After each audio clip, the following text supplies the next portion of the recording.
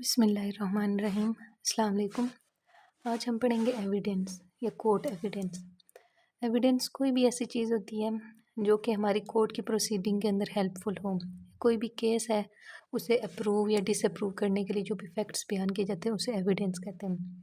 अब इस लेक्चर के अंदर हम दो चीज़ें पढ़ेंगे, एक टाइप ऑफ एविडेंस और दूसरा हम पढ़ेंगे स्टेजेस ऑफ एविडेंस।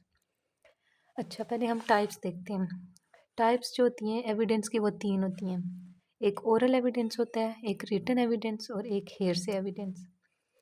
जो हमारे पास ओरल एविडेंस होता है वो ये है कि कोई भी ज़ुबानी आप जाके कोर्ट के अंदर कोई भी बात बयान करते हो उसे हम ओरल एविडेंस कहते हैं। अब जो ओरल एविडेंस है इसकी आगे तीन टाइप्स होती हैं। एक डायरेक्ट होता है, डायरेक्ट एविडेंस, दूसरा होता है सिरकमस्टेंशियल एविडेंस और तीसरा होता है ओपिनियन ऑफ एन एक्सपर्ट। जो हमारे पास होता है डायरेक्ट एविडेंस, डायरेक्ट एविडेंस कोई भी ऐसा एविडेंस होता है जो कि विटनेस वो अपनी आंखों से देखता है।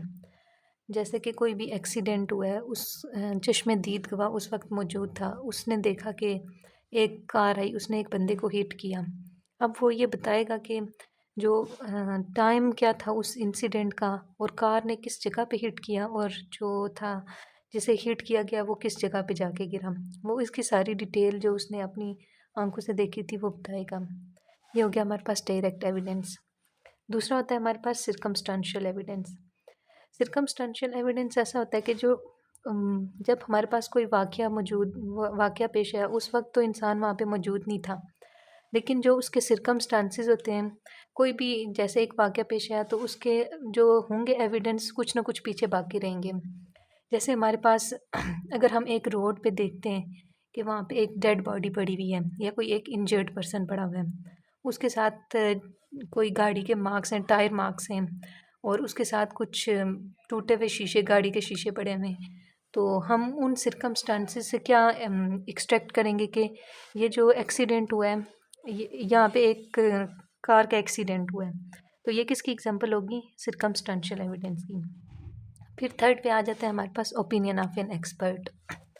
अब ये वाला सिर्फ़ और सिर्फ उस केस में एक्सेप्टेबल होता है कि जब हमारे पास जो टाइप ऑफ वेपन हमने देखना हो या कोई भी एक इंजर्ड पर्सन आया हमारे पास और हमें या इंजर्ड एक डेड बॉडी आई है जिसके ऊपर बॉडी के ऊपर बेशुमार मार्क्स हैं, तो हमने ये बताना है कि ये जो उसके ऊपर मार्क्स हैं ये सेल्फ इन्फ्लिक्टेड हैं या होमिसाइडल केस है या किस तरह का केस है। तो इस केस में हम क्या कंसल्ट करेंगे? Opinion of an expert. अच्छा, ये होता है टेक्निकल मैटर्स के ऊपर। जैसे हमारे पास कोई एक इंजरी है, हम उसकी डिस्क्रिप्शन बताएंगे कि ये होमिसाइडल था या सुसाइडल था या इसके अंदर जो था कौन सा वेपन यूज़ हुआ है। तो ये किस में आएगा? ओपिनियन ऑफ एन एक्सपर्ट के अंदर। दूसरा हमारे पास होता है रिटन एविडेंस। रिटन एविडेंस होता है जैसे कोई भी नोट्स हो गए या कोई भी रिटन जो चीज़ हमारे पास है वो सारे किस में आएंगे? रिटन एविडेंस में। अब ये दो तरह का होता है, एक प्राइमरी एविडेंस और एक सेकेंडरी एविडेंस। प्राइमरी एविडेंस होता है कि कोई भी ओरिजिनल डॉक्यूमेंट है। फॉर एग्जांपल एक बंदा है, उसने सुसाइडल नोट लिखा है और वो वाला जब फॉर एग्जांपल क्राइम सीन के ऊपर पुलिस आ गई तो उसने वहाँ से वो पुलिस को रिसीव हो गया, तो वो किस में आएगा? Original document. या ऐसा भी हो सकता है कि कोई ओरिजिनल डॉक्यूमेंट था तो अब क्या होगा, किसी ने उसे फाड़ दिया तो उसके सारे जो पीसेस होंगे ना वो मिला के वो भी प्राइमरी एविडेंस के अंदर ही आ जाएंगे। फिर दूसरा होता है सेकेंडरी एविडेंस। सेकेंडरी एविडेंस वो होता है कि जो प्राइमरी एविडेंस है ना उसकी हम सर्टिफाइड कॉपी निकालें कि हमें जो हमारे पास उसका सोर्स हो वो हमारे पास 100% जो है हमें इंश्योरिटी हो कि ये ओरिजिनल डॉक्यूमेंट से ही लिया गया है, तो वो किस में आएगा? सेकेंडरी एविडेंस के अंदर। फिर एक हमारे पास तीसरी टाइप आ जाती है हेयरसे एविडेंस। हेयरसे एविडेंस कोर्ट के अंदर एक्सेप्टेबल नहीं होता, सिर्फ एक केस के अंदर एक्सेप्टेबल होता है जब डाइंग डिक्लेरेशन का केस हो। तो हेयरसे एविडेंस ऐसा एविडेंस होता है जो कि एक इंसान है ना उसने खुद से नहीं देखा या खुद अपने 5 सेंसेस से उसे परसीव नहीं किया, बल्कि उसने किसी और के मुंह से वो बात सुनी है कि मतलब कि मरते जैसे कि कोई एक कहता है कि फ़लाँ ने मरते वक़्त ये नसीहत की थी। अब दूसरे ने उसकी सुनी सुनाई बात जाके कोर्ट में बता दी, तो ये क्या हो गया? हेयरसे एविडेंस। इसकी सिर्फ एक एक्सेप्टेबल कब है? डाइंग डिक्लेरेशन के केस में। फिर हमारे पास आ जाता है कि पर्पस ऑफ एविडेंस क्या होता है, हम क्यों एविडेंस हमें क्यों चाहिए होता है। अब कोई भी हमारे पास केस आ जाता है कोर्ट में, दो तरह के केसेस होते हैं। एक तो वो है कि जिसके अंदर दो पार्टीज़ के दरमियान कोई झगड़ा है, तो उसमें दोनों पार्टीज़ क्या जाती हैं कोर्ट के अंदर। या दूसरा एक होता है कि जब अगर किसी ने जो है काउंट्री का लॉ ब्रेक किया है, तो उसके अंदर क्या होगा कि एक जो है कोर्ट है वो खुद एक्शन लेगी उस बंदे के खिलाफ। अब इन दोनों केस में हमें एविडेंस चाहिए होता है, ताकि हम जो केस है ना उसे अप्रूव या डिसअप्रूव कर सकें कोर्ट के अंदर। तो ये हो गया पर्पस ऑफ एविडेंस। नेक्स्ट हमारे पास आ जाता है स्टेजेस ऑफ एविडेंस।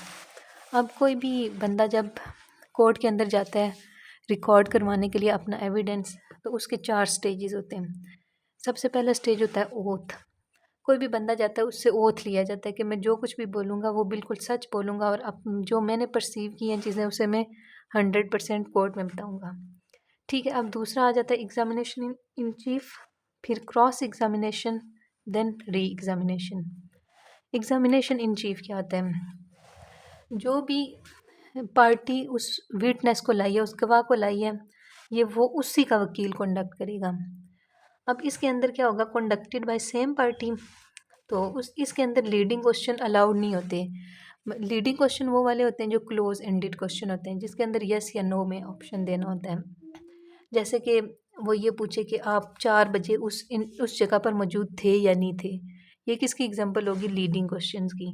तो leading question examination in chief में अलाउ नहीं होते। दूसरा आ जाता है क्रॉस एग्जामिनेशन। क्रॉस एग्जामिनेशन वो होता है कि जो अपोजिट पार्टी कंडक्ट करती है। अब यहाँ पे एक फॉर एग्जांपल एक पार्टी है, वो अपना विटनेस लेके आई है। अब जो दूसरी पार्टी का वकील है ना, वो उस बंदे से क्वेश्चन जो करेगा वो होगा क्रॉस एग्जामिनेशन। इसके अंदर लीडिंग क्वेश्चंस अलाउड होते हैं। फिर चौथी स्टेज आ जाती है जो है री एग्जामिनेशन। री एग्जामिनेशन के अंदर क्या होता है कि जो एग्जामिनेशन इन चीफ और क्रॉस एग्जामिनेशन के दौरान डिफरेंसेस पैदा हो गए या कुछ चीज़ें क्लियर नहीं है, तो उन चीज़ों को क्लियर करने के लिए क्या आ जाता है? Re examination. तो अब जो होती है कोर्ट ऑफ एविडेंस, वो इन तीनों स्टेजेस में से किसी भी स्टेज पर आपसे क्वेश्चन पूछ सकती है, विटनेस से क्वेश्चन पूछ सकती है। तो ये हो गया हमारे पास एविडेंस, उसकी टाइप्स और उसकी स्टेजेस। ओके, अल्लाह हाफिज़।